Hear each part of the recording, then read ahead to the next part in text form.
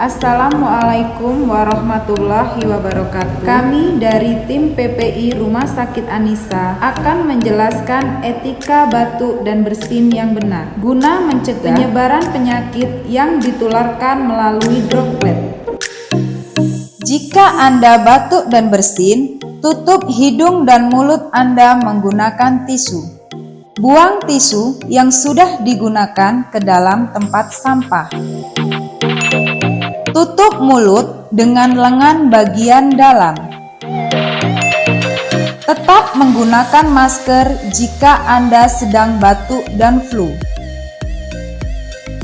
Buang masker yang sudah digunakan ke dalam tempat sampah. Terima kasih.